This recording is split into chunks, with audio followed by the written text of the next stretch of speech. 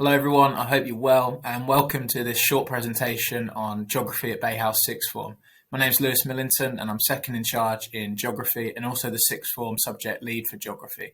So I'm just going to talk you through over a few minutes about what the course is about, the opportunities that we have when studying geography here, and also the opportunities it can give you when going forward when looking at your career pathway as well. So subject overview. In terms of geography, it's a real broad subject. It's constantly relevant in the world that we live in. We're seeing so many different examples of how our humans are interacting with the world, the environment, other human beings and society, and that's all incorporated in everyday life. And it's really important that we're able to study that because it affects us in so many different ways. As it suggests here, it's a key concern in humanity at the moment, geography, with issues like coronavirus, climate change, population increase. So, the ability to be able to now take what you've learned at GCSE on a basic level and apply that to much more varied, in-depth situations is, really taking that geography to the next level as well. And, the etiquette and skills that you need to, be a geographer at A level is something that will really help develop you in your time at Bay House. Now, in terms of the development of skills, alongside the course content that I'll go over in a moment, there's a whole range of skills that from doing a geography at A level, and especially here, can really help you with. So, for example, there's a lot of analytical skills, so from working with IT systems, creating maps through GIS, so geographical information systems, essay writing, there's a whole range, inquiry. There's a whole range of things that are going to help you not only develop a range of skills yourself, but also develop lots of traits that employers look out for when you're going for your future careers. In terms of our examination results, just a quick overview of these. We've been really, really fortunate. We've got an excellent team that we work with, not only within the sixth form, but also in the geography department. We've got lots of subject specialists who studied geography, not only just as undergraduates, but many of them who've gone on to do, or several of them have done master's degrees and qualifications as well. So, and each of those geographers generally were quite well varied, that we've got different subject specialisms.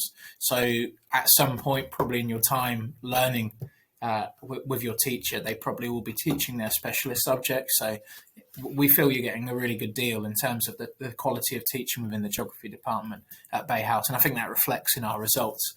We've been consistently getting 90% plus A star to C, as you can see below, and also around the 60 to 70 to even 80% almost in 2018 range, A star to B.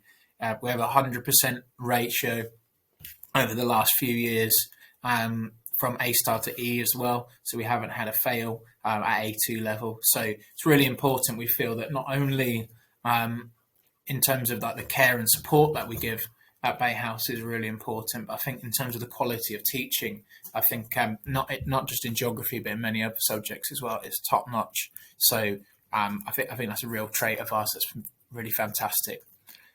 The course itself, if I just talk you through the 2 years that you'd spend doing geography here. So in the first year, we do a mixture of physical and human topics.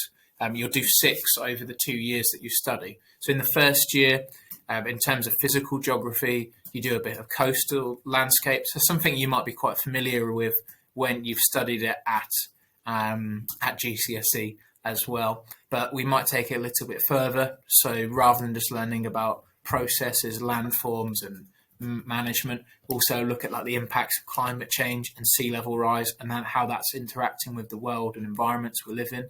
So for example, cities like Miami, who are having to spend billions on coastal regeneration and management because of sea level rise, only to maybe have to do it again in 50 years time. There's questions that need to be answered of how we're going to protect our world from issues like this.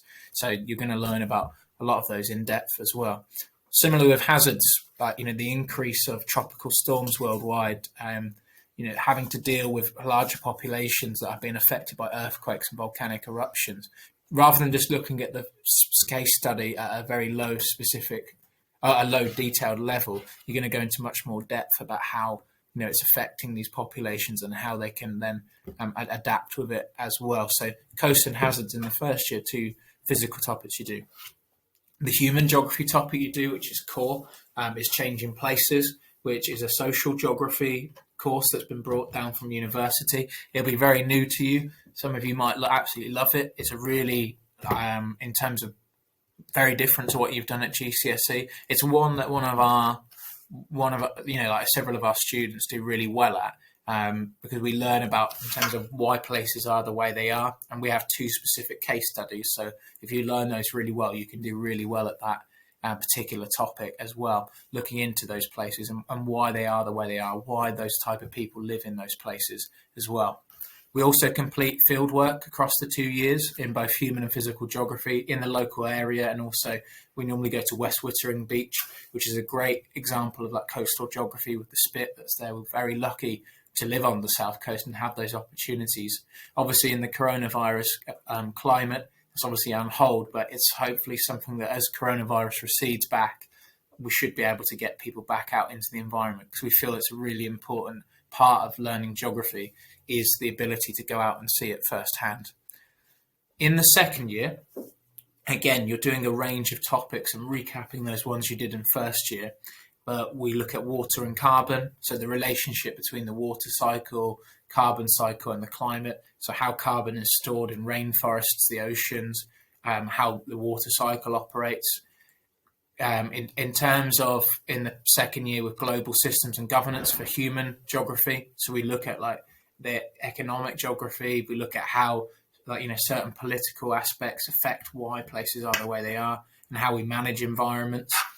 Also look at population and environment in that second year, so looking at how humans interact with the environment they live in, how we try and manage ourselves in the current climate and how we have in the past as well, looking at issues like malaria and how that's affected populations, looking at like why somewhere like South Sudan has a much different in terms of population makeup somewhere like the UK or Japan as well. So the 6 topics are very varied, they're very broad. What's quite nice is you'll be able to bring in a lot of the knowledge that you learned at GCSE, because there is some recap there and we're going into more depth and learning about new places, but there's also enough new topics there so you've got something fresh to get your teeth into as well. One of the other aspects, because the course is 80% exam, 20% of the marks come from what's known as the NEA, which is a piece of coursework project that you do independently. We take you out normally to West Wittering to go and study either coastal geography or changing places, so human geography, and you do your own independent study on a particular topic. It might be on something like coastal management or another form of geography that you're interested in, and then you'll come in back into class and you'll work on it and obviously analyze your data and go from there. It's a fantastic project because it's something that when I was in geography sixth form, we didn't have the opportunity to do something like this, and it's almost like a university piece of work. It's something to not be afraid of. It's something to relish because of the fact of you're going to get some fantastic skills that other people who are doing different exam boards for geography aren't maybe getting. And you'll be able to apply those if you go off to university or into a job where you're having to do project management as well. So it's really important and crucial part of what we do, the NEA project. And there's some fantastic support within the department and the sessions we put on to help and guide you through that. In more detail in terms of fieldwork, it is a requirement. Obviously, the government has adapted things at the moment, but in usual terms, we have to take you out for fieldwork, and obviously it's something we love to do. So we do some compulsory fieldwork where we take you out to the local area. We're lucky we've got a lot of local geography around here, and we also take you to West Wittering, as previously said. But also there are the opportunities for international trips. Some of the real memorable moments for some of our sixth formers where, the post those trips, I've seen friendships formed, in different, the lower sixth and upper sixth interacting and merging. It's really nice to see. And some of the quotes we've had from people in terms of how much they've enjoyed these trips are lovely to see. We have a good time as well. So we've been to Sicily in 2017, Iceland 2018, and we've ran that trip 6 times before, Morocco as well. We looked to go into the Azores at one point as well. Obviously, with coronavirus, we were due to go to Iceland this year, but it didn't happen. But in the time that you guys would be in the sixth form, we would hope that coronavirus obviously recedes and we'll have some normality where we could think about resuming an international trip again. Now, obviously, it's not on the cards right now, but it is a really important part of what we do, wanting to take you out to places like Iceland, where you can see the effect of like natural hazards and the landscape and how it's formed from natural processes firsthand, whilst also having a fantastic like trip of a lifetime and meeting new friends, and a really, really important experience. So watch this space, because hopefully we'll have some opportunities there for that as well. So just to start to summarise, why choose geography? Why should you think about studying with us? Well, not only, you're hopefully somebody who's quite passionate about the environment and the world and generally just like people and populations in terms of how people interact with society and the environment. So you're only going to be able to further develop your passion for that. We've got, a set of staff that are hugely passionate about geography, travel, place, the environment, environmental sustainability. So being in and amongst that, and really having, a smaller group of like-minded people who are also in the same stage is only going to help fuel that passion for that further. So it's something that I think you're going to get a lot out of. A desire to contribute, like I've just previously said, to the sustainability of our future planet, and how it's going to look in 50 to 100 years' time. It might be that you're interested in a career in that path. We have many graduates who go on to study like environmental science. We've had marine biology, so looking at like coastal conservation, environmental geography as well. So taking on these, opportunities is something that I feel like you can develop much further at A-level geography as well, and we'll give you the platform to do that.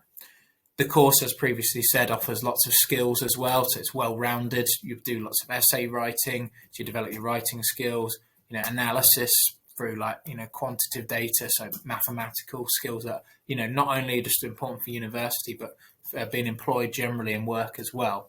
And also a lot of IT skills as well, which are going to be really important, in the future climate as well. One that's not on here, but field work, getting out into the local area and getting you guys to be independent, is going to obviously develop a lot of resilience as well, and maybe leadership skills if you're working in a team and having to meet deadlines and organise a team of people. So all in all, geography is going to make you a really well-rounded, well-grounded person studying it at A level. And if it's a subject that you've got an ounce of passion for, I've got no doubt that you're going to develop that and grow that even further in your time with us as well. So some final information to round things off. So the requirements we have to take geography is that you have a grade 4 in English language and a grade 5 in geography if taken. We do consider people who don't take geography as well. You haven't taken it at GCSE, but you must have 2 grade 5s in 2 literate subjects as well.